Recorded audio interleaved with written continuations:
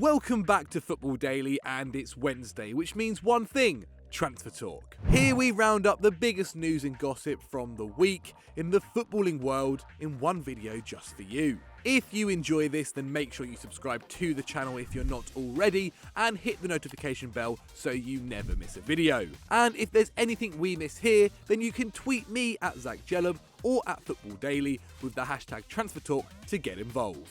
We start with Manchester City, whose Champions League ban this week has rocked the footballing world. Whilst the club are unsurprisingly going to the Court of Arbitration for Sport to appeal this ruling, the future of some of the Citizen stars are currently up in the air. To start, both Pep Guardiola and Raheem Sterling have said they are committed to the cause. Reportedly, the City boss said in a meeting with the players that whatever league we are in, I will still be here, even if they put us in League 2.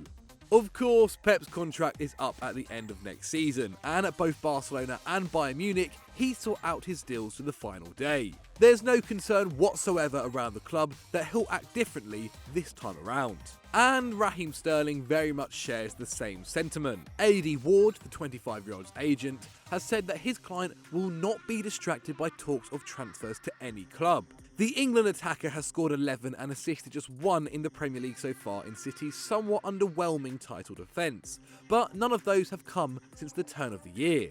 An added consequence from this potential ban is that the majority of City players are missing out on a bonus paycheck. Whilst we don't know the amounts of these contract bonuses, Champions League qualification alone is worth around £150 million, so you can imagine a significant chunk would have to be paid out. Now, of course, this story is still in its very early days. There is the possibility that the European ban could be completely overturned, and City can still face the Continental Elite next season. What do you guys make of this ban though, and what does it mean for the future of City's players? Let us know in the comments below. Just before we move on to our next transfer rumour, if you're not already subscribed to Football Daily, please do so. We're trying to aim for 2 million subscribers this year, or at least I am.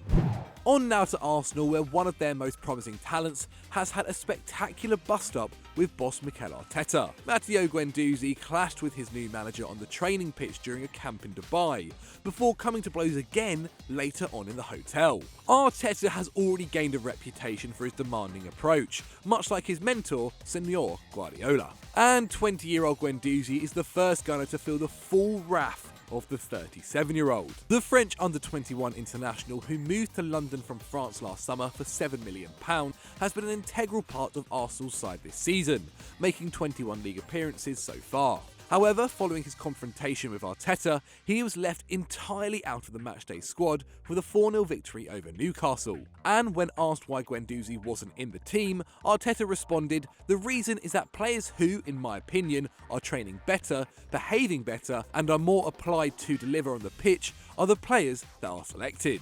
But what do you guys think of this situation? Will Guendouzi be back in the squad by the end of the season, or is this his future at Arsenal over? Let us know in the poll above. We go from North to West London now, and a Chelsea player, or at least a player who's still in their books, may be looking to leave the bridge. Mario Pasalic signed at Stamford Bridge back in 2014, but 5.5 years later, he's still yet to make an appearance for the club.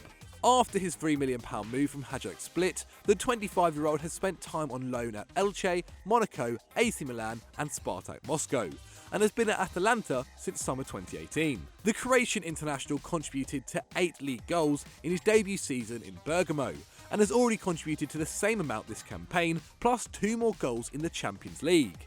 In fact, this weekend just gone, he netted the winner against Roma to strengthen his side's stronghold on 4th place, just 18 seconds after stepping foot onto the field. And Pasalic is now set to stay in northern Italy, with Atalanta taking up the €15 million option to sign him from the Blues.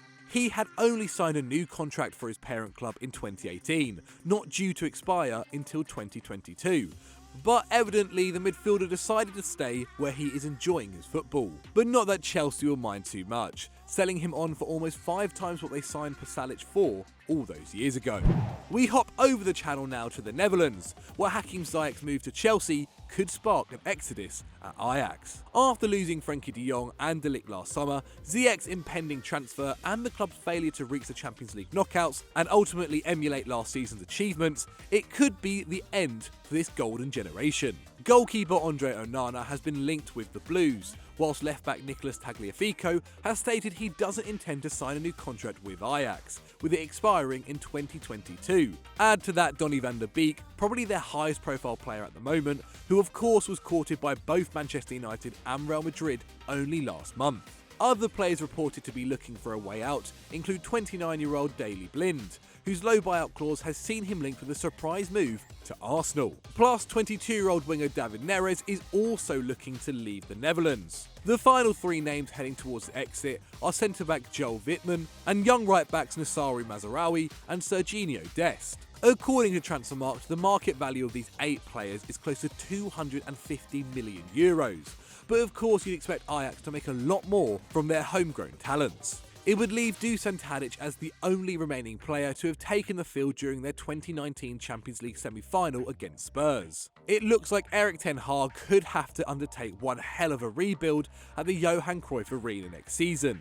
That is, of course, if the 50-year-old himself is still there. But what do you guys reckon? I'm going to put in another poll. How many of these players will actually leave Ajax in the summer?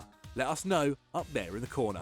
Back to the Premier League and Norwich City, who are languishing at the bottom and looking unlikely to escape the drop.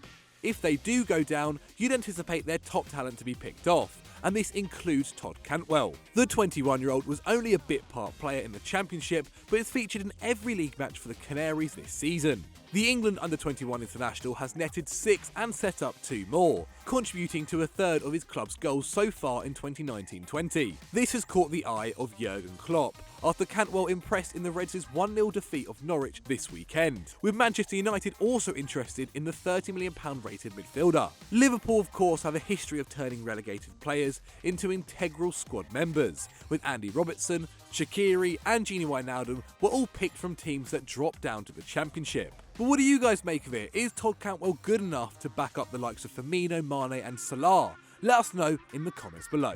Just a week after Emmanuel Adebayor signed for Paraguayan side Olimpia, another iconic African former Premier League player looks set to sign for a club in South America. It's none other than Yaya Toure. The 36-year-old made 14 appearances for Qingdao Shanghai in the Chinese Super League in 2019, but his contract has now expired. Botafogo are making a move for the Ivorian, and if the deal is sanctioned, it will see him pair up with Japanese legend Honda in the heart of the Big Five's midfield. And this comes just 6 years after Clarence Seedorf absolutely rammed the show for the Brazilian side.